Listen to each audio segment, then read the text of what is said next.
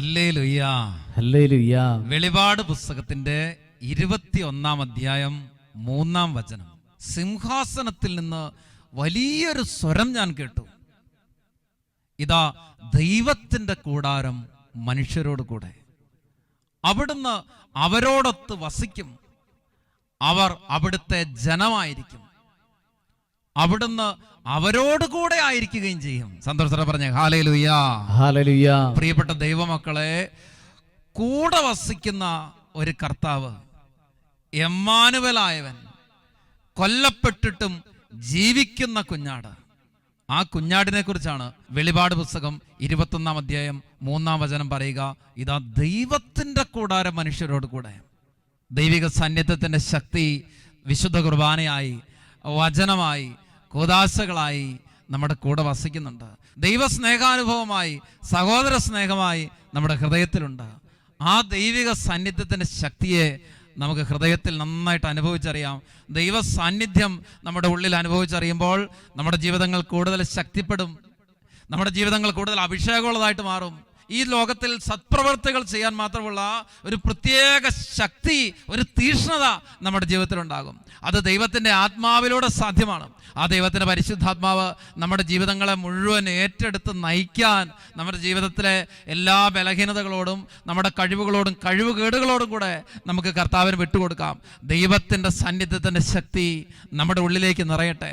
അവിടുത്തെ മകനാണ്, മകളാണ് ഞാൻ എന്നുള്ള അവകാശ ബോധത്തോടുകൂടെ, അവിടുത്തെ ആത്മാവിനെ എൻ്റെ ഉള്ളിൽ അവിടുന്ന് തന്നിട്ടുണ്ടെന്നുള്ള തിരിച്ചറിവോടുകൂടെ നമുക്ക് പ്രാർത്ഥിച്ച് ആത്മാവിൽ നിറയാം. ഒരു നിമിഷം എല്ലാ ദൈവമക്കളും ഒന്ന് എഴുന്നേറ്റ് നിൽക്കുകയാണ്. കരങ്ങളൊന്ന് യാചനാരൂപത്തിൽ പിടിച്ചുകൊണ്ട്, കണ്ണുകൾ ഒരു നിമിഷം അടച്ച് മനസ്സിനെ ഏകാഗ്രമാക്കി ഏറ്റവും തീക്ഷ്ണതയോടുകൂടെ നമ്മൾ പ്രാർത്ഥിക്കുകയാണ്. ഓ കർത്താവേ, എൻ്റെ ജീവിതത്തിൽ അങ്ങൻ്റെ കൂടെ വസിക്കുന്ന സാന്നിധ്യം, ദൈവം നമ്മോട് കൂടെ എന്നർത്ഥമുള്ള എമ്മാനുവൽ എന്നവൻ വിളിക്കപ്പെടും. ഇതാ ദൈവത്തിൻ്റെ കൂടാരം മനുഷ്യരോടുകൂടെ. ദൈവമേ, എൻ്റെ ഉള്ളിൽ നീ വരുമ്പോൾ എൻ്റെ ശരീരം, എൻ്റെ ജീവിതം അങ്ങയുടെ മഹത്വത്തിൻ്റെ പ്രഭ വിതറുന്ന കൂടാരമായി മാറും. എൻ്റെ ജീവിതം ഒരു വാഗ്ദാന പേടക സദൃശ്യമായി മാറും. ദൈവത്തിൻ്റെ സാന്നിധ്യത്തിൻ്റെ ശക്തി പ്രകാശിതമാകുന്ന ദിവ്യസക്രാരിയായി ഞാൻ രൂപാന്തരപ്പെടും. ഓ കർത്താവേ, അവിടുത്തെ ആത്മാവിനാൽ എൻ്റെ ജീവിതത്തെ പ്രകാശിപ്പിക്കണമേ. അവിടുത്തെ ശക്തിയാൽ എൻ്റെ ജീവിതത്തെ മുഴുവൻ നിറയ്ക്കണമേ. കരങ്ങൾ യാചനാരൂപത്തിൽ പിടിച്ച് കണ്ണുകൾ അടച്ച് എല്ലാ ദൈവമക്കളും ചേർന്ന് പ്രാർത്ഥിക്കട്ടെ. ആത്മാവേ, എൻ്റെ ഉള്ളിലേക്ക് അവിടുന്ന് വസിക്കണമേ. എൻ്റെ ഉള്ളിൽ അവിടുന്ന് ജ്വലിക്കണമേ. ഹോറബിൽ കണ്ട മുൾപ്പടർപ്പിൻ്റെ ജ്വലനം പോലെ ശമിക്കാത്ത ഒരു ജ്വലനം എൻ്റെ ഹൃദയത്തിലുണ്ടാകട്ടെ. നിരന്തരമായ ഒരഗ്നിയുടെ അഭിഷേകം എൻ്റെ ജീവിതം മുഴുവനും, എൻ്റെ ശുശ്രൂഷകളിൽ മുഴുവനും, എൻ്റെ കുടുംബത്തിൽ മുഴുവനും, എൻ്റെ ഓരോ പ്രവൃത്തികളിലും, എൻ്റെ എല്ലാ സംസാരങ്ങളിലും നിറഞ്ഞു നിൽക്കട്ടെ. ആത്മാവേ, എൻ്റെ ഉള്ളിൽ വരണമേ, എന്നിൽ വസിക്കണമേ. ദാഹത്തോടെ ചേർന്ന് പ്രാർത്ഥിക്കുന്നു.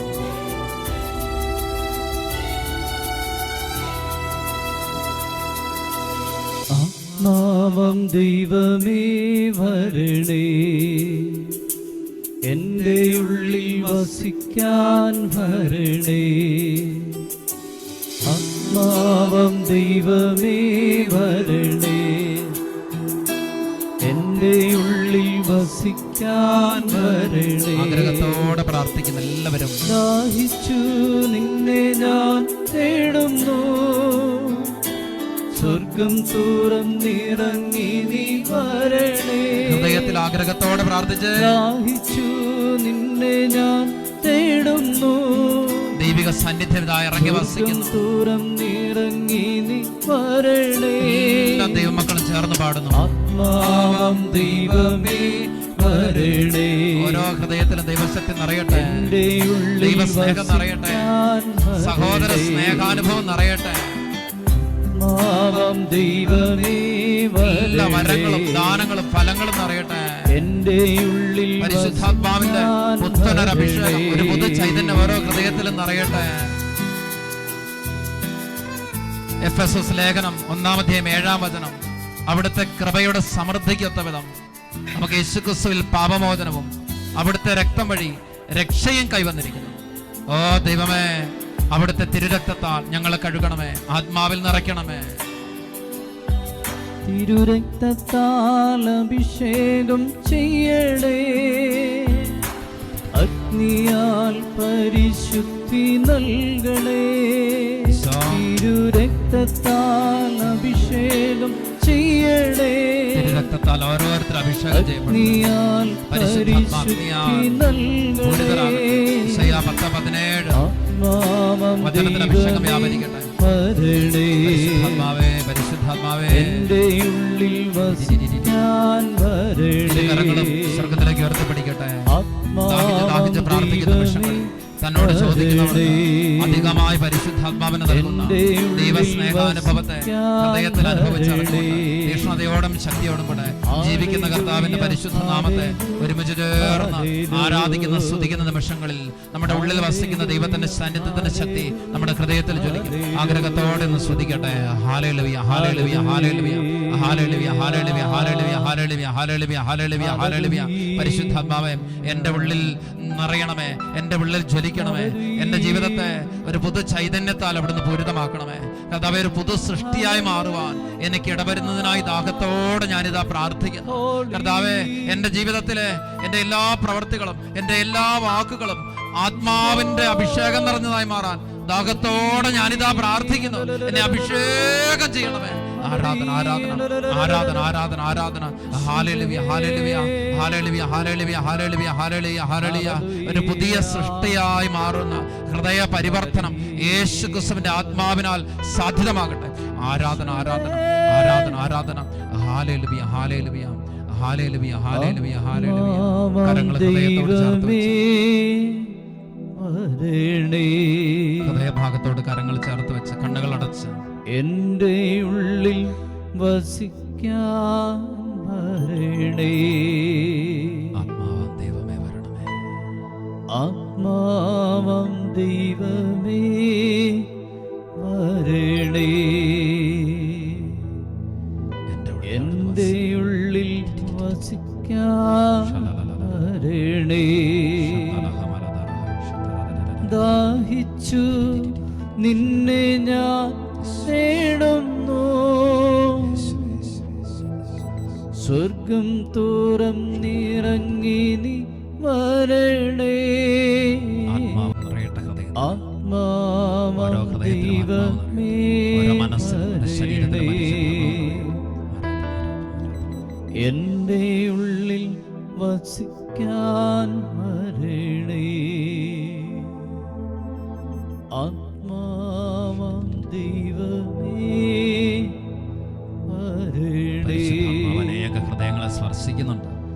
എന്റെ ഉള്ളിൽ വസിക്കാൻ വരണേ. പരിശുദ്ധ അമ്മേ, അമ്മയിൽ ആത്മാവ് നിറഞ്ഞതുപോലെ എൻ്റെ ജീവിതത്തിൽ ആത്മാവ് നിറഞ്ഞ് കാലഘട്ടത്തിൽ അനുഗ്രഹമാകുവാൻ അമ്മ മാതാവ് പ്രാർത്ഥിക്കണേ. വിശുദ്ധ പിതാവേ, സകല വിശുദ്ധ മാലാഖമാരെ മധ്യസ്ഥം പ്രാർത്ഥിക്കണേ. ആമേൻ. Praise the Lord. Praise the Lord. ശക്തിയോടെ പറഞ്ഞേ ഹല്ലേലൂയ. ഹല്ലേലൂയ. നമുക്കിരിക്കാം. നിയമാവർത്തന പുസ്തകത്തിന്റെ 12-ാം അധ്യായം 5-ാമത്തെ വചനം നമ്മൾ വായിച്ചിട്ടുള്ളതാണ്. നിന്റെ ദൈവമായ കർത്താവ് തൻ്റെ നാമം സ്ഥാപിക്കാനും തനിക്ക് വസിക്കാനുമായി നിങ്ങളുടെ സകല ഗോത്രങ്ങളിൽ നിന്നും തിരഞ്ഞെടുത്തിട്ടുള്ള സ്ഥലം ഏത് എന്നന്വേഷിച്ച് നിങ്ങൾ അങ്ങോട്ട് പോകണം. എങ്ങോട്ട് പോകണം? ദൈവമായ കർത്താവ് തിരഞ്ഞെടുത്ത സ്ഥലത്തേക്ക് പോകണം. എന്തിനു വേണ്ടിയിട്ടാണ് സ്ഥലം തിരഞ്ഞെടുത്തിട്ടുള്ളത്? അവിടുത്തെ നാമം സ്ഥാപിക്കാൻ, അവിടുത്തേക്ക് വസിക്കാൻ. സന്തോഷത്തോടെ പറഞ്ഞേ ഹല്ലേലൂയ. ഹല്ലേലൂയ. അപ്പൊ പഴയ നിയമ ചിന്താഗതികളില് ദൈവത്തിന് വസിക്കാനായിട്ട് ഒരിടം അങ്ങനെ ഒരു ചിന്താഗതി ഉണ്ടായിരുന്നു. അപ്പൊ എവിടായിരുന്നു ദൈവത്തിന്റെ സാന്നിധ്യം എന്ന് ചോദിച്ചാല്, ദൈവത്തിന്റെ സാന്നിധ്യത്തെ പഴയ നിയമ ജനത അനുഭവിച്ചറിഞ്ഞത് വിവിധ രീതിയിലാണ് വിശുദ്ധ ഗ്രന്ഥത്തിൽ നമ്മൾ കണ്ടെത്തുക. ഇസ്രായേൽ ജനത്തിന്റെ ചരിത്രത്തിലേക്ക് അത് കടന്നു വരുമ്പോ, ഒരുപക്ഷെ മോശ പ്രാർത്ഥിക്കുമ്പോ സമാഗമ കൂടാരത്തിലേക്ക് ദൈവിക സാന്നിധ്യത്തിന്റെ മഹത്വം വന്ന് നിറയുന്നത് നമ്മൾ കാണുന്നുണ്ടല്ലേ. മറ്റൊരു വശത്ത് ഇസ്രായേൽ ജനങ്ങള് കാനാൻ ദേശത്തേക്ക് നയിക്കപ്പെടുമ്പോൾ മേഘസ്തംഭമായി, അഗ്നിസ്തംഭമായി അവർക്ക് സാന്നിധ്യമേകുന്ന ഒരു ദൈവത്തെക്കുറിച്ച് കണ്ടെത്തുന്നുണ്ട്. വീണ്ടും വാഗ്ദാന പേടകത്തിൽ ദൈവത്തിന്റെ സാന്നിധ്യത്തിന്റെ ശക്തി വെളിപ്പെട്ട് കിട്ടുന്നുണ്ട് ഇസ്രായേൽ മക്കൾക്ക്. പ്രവാചകന്മാര് ദൈവത്തിന്റെ വചനത്തെ തീഷ്ണതയോടെ പ്രഘോഷിക്കുമ്പോൾ അവരുടെ നാവിൽ അഗ്നിശക്തിയായി നിറയുന്ന ഒരു ദൈവിക സാന്നിധ്യമുണ്ട്. അതുകൊണ്ടാണ് അവരുടെ പ്രവചനങ്ങളെല്ലാം ജീവിത സാഹചര്യങ്ങളിൽ ഫലദായകമായിട്ട് മാറുന്നത്. ഒന്നും നിഷ്ഫലമാകുന്നില്ല. കാരണം എന്താണ്? ദൈവത്തിന്റെ സാന്നിധ്യത്തിന്റെ ശക്തി അവരുടെ കൂടെയുണ്ട്. പ്രിയപ്പെട്ട ദൈവമക്കളെ, ഇങ്ങനെ പഴയ നിയമത്തില് ദൈവത്തിന്റെ സാന്നിധ്യത്തിന്റെ ശക്തിയെ ഇസ്രായേൽ ജനം ഇപ്രകാരമൊക്കെയാണ് തിരിച്ചറിയുക. വീണ്ടും രാജാക്കന്മാരുടെ പുസ്തകത്തിലേക്ക് വരുമ്പോൾ തനിക്ക് വസിക്കാനായിട്ട് ഒരാലയം നിർമ്മിക്കണമെന്നുള്ള ദൈവത്തിന്റെ ആഗ്രഹത്തെ ദൈവം സോളമനോട് പറയുന്നുണ്ട്. അങ്ങനെയാണ് സോളമൻ ജെറുസലം ദേവാലയം നിർമ്മിക്കുക. അപ്പൊ ജെറുസലം ദേവാലയത്തിൽ നിറഞ്ഞു നിന്നിരുന്ന ഒരു ദൈവിക സാന്നിധ്യം ഉണ്ടെന്ന്, അവിടെ ഒരു ദൈവ മഹത്വം ഉണ്ടെന്ന് വിശ്വസിച്ചിരുന്നു. അതുകൊണ്ടാണ് ലോകത്തിന്റെ നാനാഭാഗങ്ങളിൽ നിന്ന് ജെറുസലത്തേക്ക് തീർത്ഥാടകരുടെ, വിശ്വാസികളുടെ വലിയൊരു ഒഴുക്ക് നടന്നിരുന്നത്. എന്നാൽ യേശുക്രിസ്തു ഈ ദേവാലയത്തിന് അപ്പുറത്തേക്ക് കിടന്നുള്ള ദൈവിക സാന്നിധ്യത്തെ കുറിച്ച് പറഞ്ഞു വെച്ചു. ഈ ദേവാലയം കല്ലിന്മേൽ കല്ലു ശേഷിക്കാതെ തകർക്കപ്പെടും. നമുക്കറിയാം ചരിത്രത്തിൽ അതേ കാര്യങ്ങൾ അതേപടി സംഭവിക്കുന്നുണ്ട്. എന്നിട്ട് പറയാണ്, ആ മലയിലോ ജെറുസലമിലോ നിങ്ങൾ പിതാവിനെ ആരാധിക്കാത്ത സമയം വരുന്നു. യഥാർത്ഥ ആരാധകർ ആത്മാവിലും സത്യത്തിലും ദൈവത്തെ ആരാധിക്കുന്ന സമയം വരുന്നു. അല്ല, അത് വന്നു കഴിഞ്ഞു. സന്തോഷത്തോടെ പറ ഹല്ലേലൂയ. ഇവിടെ ദൈവമക്കളെ, അതായത് ദൈവിക സാന്നിധ്യം ഇങ്ങനെ ഇറങ്ങി മനുഷ്യനോട് കൂടെ വസിക്കുന്ന, അതിനു വേണ്ടിയിട്ടുള്ള ഒരു പ്രത്യേക സ്ഥലത്തെ സജ്ജമാക്കുന്നതിലപ്പുറത്തേക്ക് ദൈവിക സാന്നിധ്യം മനുഷ്യനോട് കൂടെ വസിക്കുന്ന ഒരവസ്ഥയിലേക്ക് കൂടുതൽ വിസ്തൃതമായി എന്ന് വേണം ചിന്തിക്കാനായിട്ട്. നമ്മൾ ഇന്ന് അനുഭവിച്ചറിയുന്ന ആ ഒരു ദൈവിക സാന്നിധ്യത്തിന്റെ ശക്തി അപ്രകാരമാണ്. സത്യത്തിൽ ഈ പൗരോഹിത്യ ദൈവവിളിയെ ജീവിതത്തിലേക്ക് ഏറ്റുവാങ്ങി പൗരോഹിത്യം സ്വീകരിക്കുമ്പോഴൊക്കെ ജീവിതത്തിൽ ദൈവത്തിന്റെ സാന്നിധ്യത്തെ കൂടുതലൊന്ന് അനുഭവിച്ചറിയാൻ, കൂദാശകളിൽ വസിക്കുന്ന ദൈവിക സാന്നിധ്യത്തെ ഒന്ന് കൂടുതൽ അനുഭവവേദ്യമാകാൻ, പരിശുദ്ധ കുർബാനയിലുള്ള ദൈവിക സാന്നിധ്യത്തെ ഒരല്പം കൂടെ അടുത്ത് ആരാധിക്കാൻ, ദൈവസ്നേഹാനുഭവം ഉള്ളിൽ നിറയ്ക്കാൻ, ഇതൊക്കെയായിരുന്നു എൻ്റെ ജീവിതത്തിൽ എനിക്കുണ്ടായിരുന്ന ആഗ്രഹങ്ങൾ. എത്രയോ വ്യക്തികൾ ഈ കാലഘട്ടങ്ങളിൽ ദിവ്യകാരുണ്യ സാന്നിധ്യത്തിന് പോയി പ്രാർത്ഥിക്കുന്നുണ്ട്. ദേവാലയങ്ങളിലെ കൂദാശകളിലും പ്രാർത്ഥനകളിലും വചന പ്രഘോഷണത്തിലും ഒക്കെ തീഷ്ണതയോടെ പങ്കുചേർന്ന് ആത്മാവിൽ ജ്വലിക്കുന്നുണ്ട്. അപ്പൊ അവിടെയൊക്കെ ദൈവിക സാന്നിധ്യം വെളിപ്പെട്ട് കിട്ടുന്നുണ്ട്. അപ്പൊ എവിടാണ് ദൈവത്തിന്റെ വാസം എന്നുള്ളത് ചിലപ്പോഴൊക്കെ യുക്തിപരമായിട്ട് ഉയരാവുന്ന ഒരു ചിന്തയാണ്.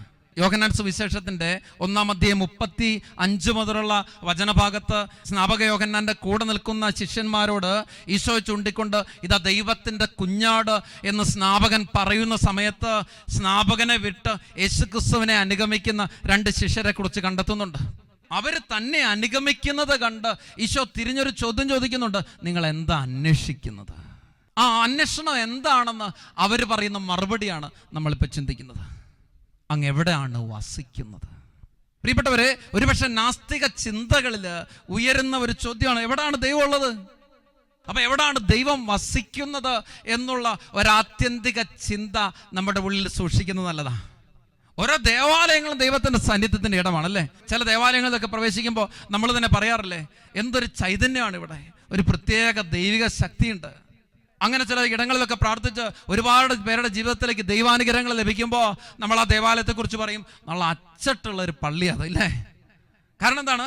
അവിടെ ഇങ്ങനെ പ്രാർത്ഥിച്ച് അനേകർ ദൈവ സാന്നിധ്യം ഇറക്കി ഒരു അഭിഷേകമുള്ള ഇടമായിട്ട് അത് മാറിയിട്ടുണ്ട്. അതിനാണ് നമ്മൾ അച്ചട്ടുള്ള സ്ഥലം എന്ന് പറയുന്നത്. അപ്പൊ ചില ഇടങ്ങളിൽ ഇങ്ങനെ ദൈവിക സാന്നിധ്യമുണ്ട്.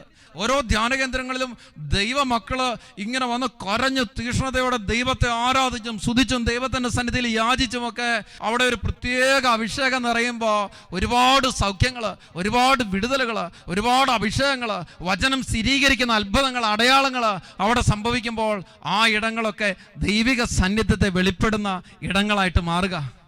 അതുകൊണ്ട് നമ്മുടെ ജീവിതത്തിൽ ഈ ദൈവിക സാന്നിധ്യം ഇങ്ങനെ പല രീതിയിൽ അനുഭവിക്കുക. എത്രയോ മക്കള് ഈ ആത്മീയ കേന്ദ്രത്തിൽ വന്ന് അത്ഭുതകരമായിട്ട് സൗഖ്യം പ്രാപിച്ചിട്ടുണ്ട്.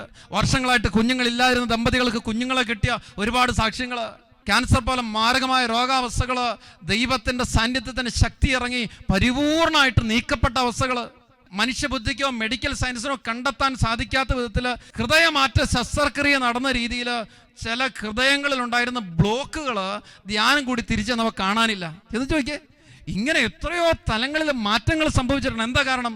കാരണം മറ്റൊന്നുമല്ല, ദൈവജനം ദൈവമക്കൾക്ക് അടുത്ത സ്വാതന്ത്ര്യത്തോടുകൂടെ അവകാശത്തോടുകൂടെ ദൈവത്തെ കണ്ടെത്തി കരഞ്ഞ് കേണ് വിളിച്ചപേക്ഷിച്ച് തങ്ങളുടെ തെറ്റുകളെ കുറിച്ച് അനുതപിച്ച് ദൈവത്തിന് മുമ്പിൽ വേദനയോടെ കരയുമ്പോൾ സൗഖ്യമായി, വിടുതലായി, അഭിഷേകമായി, രക്ഷയായി ദൈവ സാന്നിധ്യം അവരുടെ ജീവിതത്തിലേക്ക് നിറയുക. ഇതാണ് യഥാർത്ഥത്തിൽ ഓരോ ധ്യാന കേന്ദ്രങ്ങളിലും ആത്മീയ ശുശ്രൂഷ രംഗങ്ങളിൽ സംഭവിക്കുന്ന അത്ഭുതങ്ങളിലൂടെ, അടയാളങ്ങളിലൂടെ വചനത്തെ സ്ഥിരീകരിക്കുന്ന അത്ഭുതങ്ങൾ. വലതുകരമേർത്തി സന്തോഷത്തോടെ പറഞ്ഞേ ഹല്ലേലൂയ. കൈയൊന്ന് വീശി തീഷ്ണതയോടെ പറഞ്ഞേ ഹല്ലേലൂയ. പ്രിയപ്പെട്ടവരെ, അതുകൊണ്ട് ദൈവം എവിടെ വസിക്കുന്നു എന്ന് ചോദിച്ചാൽ ഒരതിർത്തി രേഖ കെട്ടി നമുക്കതിനെ ലിമിറ്റ് ചെയ്യാൻ പറ്റത്തില്ല. മറിച്ച് ദൈവത്തെ വിളിച്ചപേക്ഷിക്കുന്നിടത്തൊക്കെ ദൈവ സാന്നിധ്യമുണ്ട്. പുറപ്പാട് 20-24 വചനം നമുക്ക് പരിചിതമാണ്. എൻ്റെ നാമം അനുസ്മരിക്കാൻ ഞാൻ ഇടവരുത്തുന്നിടത്തെല്ലാം ഞാൻ നിങ്ങളുടെ അടുത്തേക്ക് വന്ന് നിങ്ങളെ അനുഗ്രഹിക്കും. കണ്ടോ? അപ്പൊ ദൈവത്തിന്റെ നാമം അനുസ്മരിക്കാൻ ഇടവരുത്തുന്നിടത്തൊക്കെ കർത്താവ് അടുത്തേക്ക് വന്ന് അനുഗ്രഹിക്കുന്ന ആ ഒരു അനുഭൂതി നമ്മുടെ ജീവിതത്തിൽ ലഭ്യമായതുകൊണ്ടാണ് ഈ നിമിഷങ്ങളിൽ ഈ ദൈവവചനം കേട്ടുകൊണ്ട് പ്രാർത്ഥന നിമഗ്നരായിട്ട് ആത്മാവിൽ നിറയാൻ തീഷ്ണതയോടെ നമ്മളായിരിക്കുക. പ്രിയപ്പെട്ട ദൈവമക്കളെ, ഇത് കർത്താവ് നമുക്ക് നൽകുന്ന ഒരു കൃപയാണ്. നമ്മുടെ ജീവിതത്തിലേക്ക് ദൈവം വെച്ചു നീട്ടുന്ന ഒരു ദൈവിക അനുഗ്രഹം തന്നെയാണ് ദൈവത്തിന്റെ വചനത്തെ കേൾക്കാൻ പറ്റുക, ദൈവത്തിന്റെ വചനം കേട്ട് ജീവിതത്തെ വിശുദ്ധീകരിക്കാനുള്ള തീരുമാനം എടുക്കാൻ പറ്റുക. യോഹന്നാൻ സുവിശേഷത്തിന്റെ 6-56 വചനത്തിൽ ഈശോ പറഞ്ഞു വെക്കുന്ന ഇപ്രകാരമാണ്: എൻ്റെ ശരീരം ഭക്ഷിക്കുകയും എൻ്റെ രക്തം പാനം ചെയ്യുകയും ചെയ്യുന്നവൻ എന്നിലും ഞാൻ അവനിലും വസിക്കും. അപ്പൊ കർത്താവ് എന്നിൽ വസിക്കുന്ന എങ്ങനെയാണ്? ഞാൻ അവിടുത്തെ ശരീരരക്തങ്ങൾ സ്വീകരിക്കുമ്പോഴാണ്. അപ്പൊ ഈശോയെ ഞാനിങ്ങനെ എൻ്റെ ഉള്ളിലേക്ക് സ്വീകരിക്കുമ്പോൾ എൻ്റെ ഉള്ളിൽ ഈശോ വസിക്കുക. എൻ്റെ ശരീരത്തെ, എൻ്റെ ഈ ഹൃദയത്തെ ദൈവത്തിൻ്റെ വാസസ്ഥലമാക്കി ദൈവം ഉയർത്തുക. എന്തിനാണ് ഞാൻ വിശുദ്ധ കുർബാനയിൽ പങ്കുചേരുന്നത്? എന്തിനാണ് ഞാൻ കുർബാന സ്വീകരിക്കുന്നത്?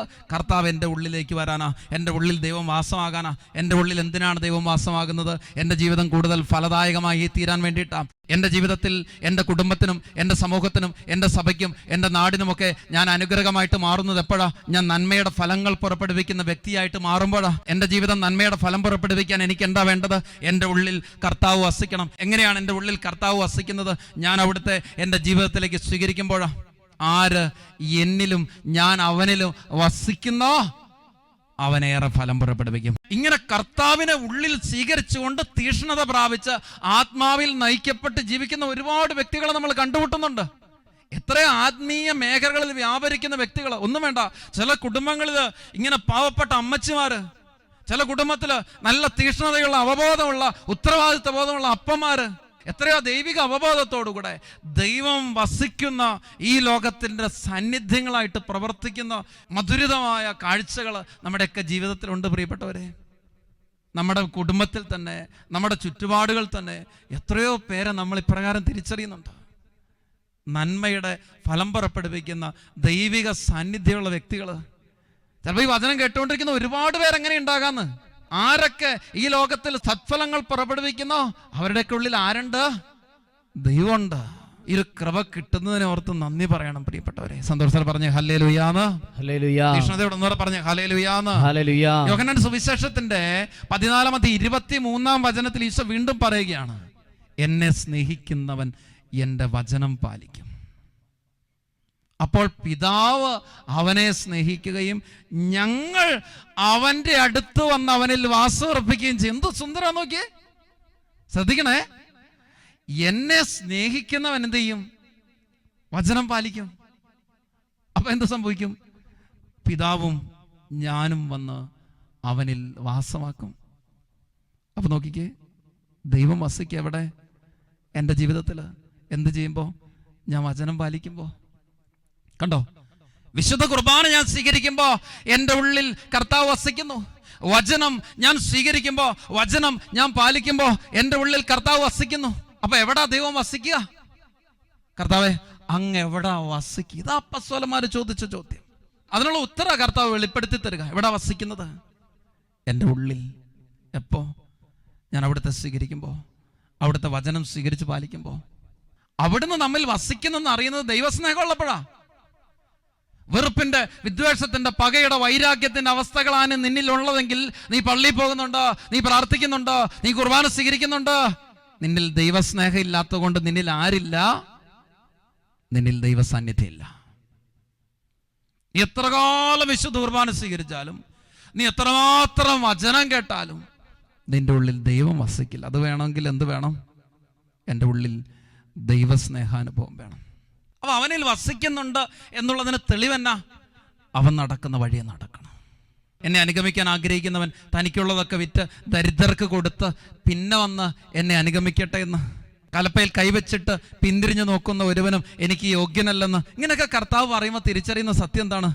അവനെ അനുഗമിക്കണമെങ്കിൽ, അവൻ എൻ്റെ ഉള്ളിൽ വസിക്കണമെങ്കിൽ ഞാൻ ദൈവസ്നേഹം കൊണ്ട് നിറയണം. ഞാൻ ദൈവരാജ്യത്തെക്കുറിച്ചുള്ള ഒരു തീക്ഷ്ണത കൊണ്ട് ജ്വലിക്കുന്ന വ്യക്തിയായിട്ട് മാറണം. അപ്പൊ എങ്ങനെയാണ് അവൻ നമ്മിൽ വസിക്കുന്നെന്ന് വെളിപ്പെട്ട് കിട്ടുന്നത്?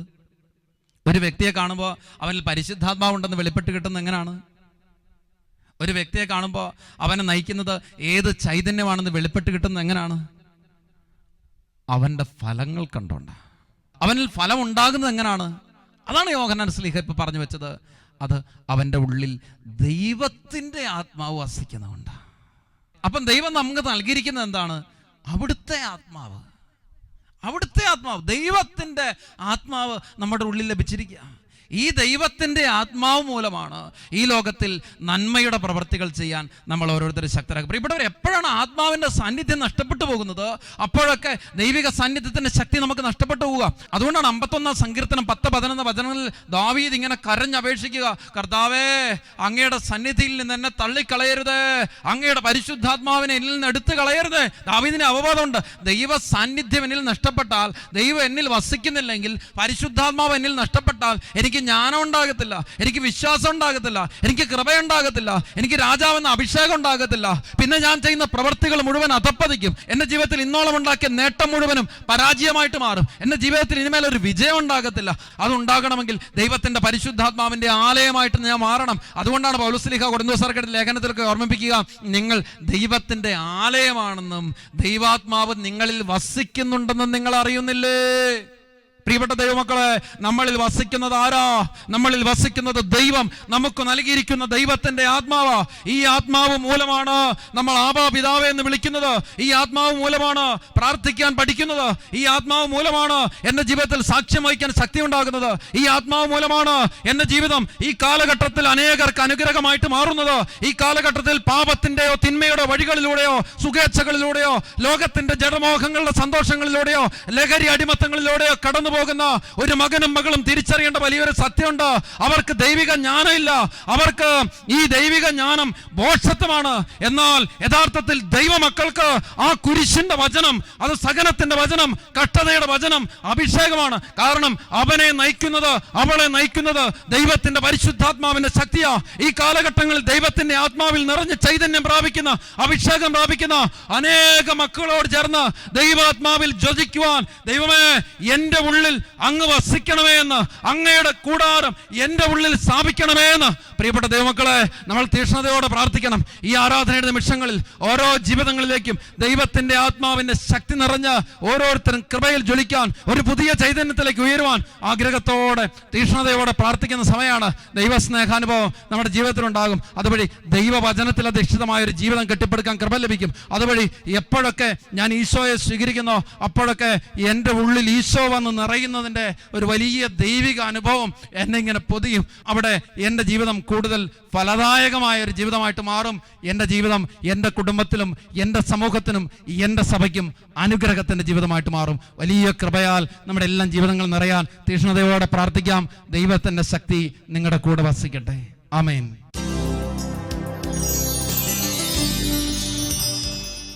അന്ധകാരത്തിൽ ചരിച്ചിരുന്ന ജനങ്ങൾക്ക് ദൈവിക പ്രകാശമാകാൻ സ്വർഗത്തിൻ്റെ മഹത്വം വിട്ട് മനുഷ്യരോട് കൂടെ കൂടാരമടിച്ച് വസിക്കുന്ന ദിവ്യകാരുണ്യ സ്നേഹമേ, നിറഞ്ഞ ഹൃദയത്തോടുകൂടെ ഞങ്ങളങ്ങേ സ്നേഹിക്കുന്നു, ഞങ്ങളങ്ങേ ആരാധിക്കുന്നു. ഈശോ, ഞങ്ങളുടെ ജീവിതത്തിൽ ഞങ്ങളുടെ സ്വപ്നങ്ങൾ തകർന്നടിയുമ്പോൾ, ഞങ്ങളുടെ പ്രതീക്ഷകൾ അസ്തമിക്കുമ്പോൾ, പ്രതിസന്ധികളും അസ്വസ്ഥതകളും രോഗപീഠകളും ആകുലതകളും ഞങ്ങളുടെ ഉള്ളിൽ ഇരുൾ പരത്തുമ്പോൾ, ഈശോ, ഇന്ന് നിന്റെ തിരുമുമ്പിൽ വിശ്വാസത്തോടെ പ്രാർത്ഥിക്കുക കർത്താവേ. അപ്പസ്വലന്മാരോട് ചേർന്ന് ഞങ്ങളും നിന്നോട് സ്നേഹത്തോടെ പറയുക കർത്താവേ, ഞങ്ങളോടൊത്ത് വസിക്കണേ. നാഥാ കൂടെ വസിക്കണമേ. ചേർന്ന് പ്രാർത്ഥിക്കുന്നു. നാഥാ കൂടെ വസിക്കണമേ. ചേർന്ന് പ്രാർത്ഥിക്കാവോ? നാഥാ കൂടെ വസിക്കണമേ. നാഥാ കൂടെ വസിക്കണമേ. കർത്താവേ, അവിടുന്ന് എൻ്റെ കൂടെ വസിക്കുമ്പോൾ എൻ്റെ ജീവിതം അങ്ങയുടെ സാന്നിധ്യത്തിൻ്റെ പ്രകാശത്താൽ കൂടുതൽ ഫലദായകമാകും. ഈ ലോകത്തിൽ നന്മയുടെ ഫലം പുറപ്പെടുവിക്കുന്ന വ്യക്തിയായി ഞാൻ മാറും. ഈ ലോകത്തിൽ എൻ്റെ കുടുംബത്തിലും എൻ്റെ സമൂഹത്തിലും ഞാൻ എവിടെയെല്ലാം വ്യാപരിക്കുന്നു, ഞാൻ എവിടെയെല്ലാം ഇടപഴകുന്നുവോ, അവിടെയൊക്കെ അനുഗ്രഹത്തിന്റെ വ്യക്തിയായി മാറാൻ എനിക്ക് കൃപ ലഭിക്കുമല്ലോ. യോഹന്നാൻ സുവിശേഷം 14:23 അവിടുന്ന് ഓർമ്മിപ്പിച്ചല്ലോ, എന്നെ സ്നേഹിക്കുന്നവൻ എൻ്റെ വചനം പാലിക്കും, അപ്പോൾ പിതാവ് അവനെ സ്നേഹിക്കുകയും ഞങ്ങൾ അവനിൽ വാസമർപ്പിക്കുകയും ചെയ്യും. കർത്താവെ, ത്രിത്വൈക ദൈവത്തിൻ്റെ സാന്നിധ്യം കൊണ്ട് എൻ്റെ ജീവിതം നിറയാൻ, എൻ്റെ ജീവിതം അതുവഴി അനുഗ്രഹമാകുവാൻ, നന്മയുടെ സത്ഫലങ്ങൾ പുറപ്പെടുവിക്കുന്നതായി മാറുവാൻ കൃപ തരണമേ എന്ന് പ്രാർത്ഥിക്കുകയാണ്. എല്ലാ ദൈവമക്കളും ഈ ഒരു വലിയ കൃപയ്ക്ക് വേണ്ടി ആഗ്രഹിച്ച് 2 കരങ്ങൾ സ്വർഗത്തിലേക്ക് ഉയർത്തട്ടെ. നിന്റെ ജീവിതങ്ങൾ ഇതിന് തടസ്സപ്പെടുത്തുന്ന രോഗമുണ്ടാകാം, പ്രതിസന്ധി ഉണ്ടാകാം, അസ്വസ്ഥത ഉണ്ടാകാം, ബുദ്ധിമുട്ടുണ്ടാകാം. എന്നാൽ തിരിച്ചറിയണം, ഞാൻ കർത്താവിനോട് ചേർന്ന് നിൽക്കുമ്പോൾ, ഞാൻ കർത്താവിൽ വസിക്കുമ്പോൾ എൻ്റെ ജീവിതം ഫലദായകമാകും, അനുഗ്രഹമാകും. ഈ കൃപയ്ക്ക് വേണ്ടി ആഗ്രഹിച്ച് പ്രാർത്ഥിക്കുകയാണ്. 2 കരങ്ങൾ ഉയർത്തി ജീവിക്കുന്ന കർത്താവിന്റെ നാമത്തെ യേശുവേ എന്ന് വിളിച്ച് സ്തുതിച്ച് പ്രാർത്ഥിക്കട്ടെ. യേശുവേ, യേശുവേ, യേശുവേ, യേശുവേ.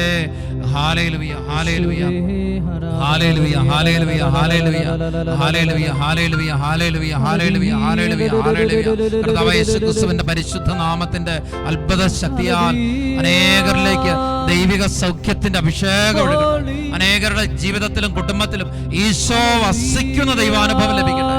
ഒട്ടനവധി ജീവിത സാഹചര്യങ്ങളിൽ ദൈവിക സാന്നിധ്യം നഷ്ടപ്പെട്ടു പോയിരിക്കുന്നിടത്ത്, ബന്ധനങ്ങളുള്ളിടത്ത് അന്ധകാര ബന്ധന ശക്തികളെ ഇല്ലായ്മ ചെയ്യുന്ന ദൈവത്തിന്റെ സാന്നിധ്യത്തിന്റെ ശക്തി വെളിപ്പെട്ട് കിട്ടുന്നു. ആരാധന, ആരാധന, ആരാധന, ആരാധന. ഹല്ലേലൂയ, ഹല്ലേലൂയ, ഹല്ലേലൂയ, ഹല്ലേലൂയ, ഹല്ലേലൂയ, ഹല്ലേലൂയ, ഹല്ലേലൂയ. കരങ്ങൾ കൂപ്പി കണ്ണുകൾ അടച്ച് ദിവ്യകാരുണ്യമേ, എന്നുമെന്നും അങ്ങേക്കാരാധന.